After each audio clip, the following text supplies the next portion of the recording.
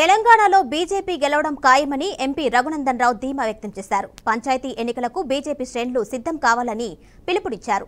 ప్రజల్లో మమేకం అవ్వాలి అని కోరారు. ఖచ్చితంగా విజయం బీజేపీదే అన్నారు. కాంగ్రెస్ కు ప్రత్యామ్నాయం బీజేపీ అని ధీమా వ్యక్తం చేశారు. దేశవ్యాప్తంగా కాశ్మీర్ కు కన్యాకుమారి సభ్యత్వ నమోదు కార్యక్రమాన్ని ప్రారంభించింది.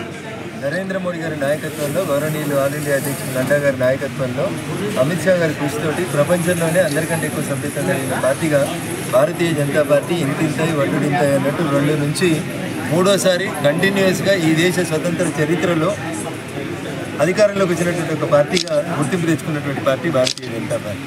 ఇప్పుడు తిరిగి కొత్త సభ్యత్వ నమోదు కార్యక్రమాన్ని ప్రారంభించిన ఎవరికి ఎలాంటి డబ్బులు కట్టకుండా 8800002024 అనేటువంటి నెంబర్కి మిస్ కాల్ ఇచ్చి సభ్యత్వం నమోదు చేసుకోవాలని చెప్పి భారతీయ జనతా పార్టీ నాయకులు, కార్యకర్తలు అందరం కూడా ప్రజల్ని చైతన్యవంతం చేస్తూ ఉన్నాం.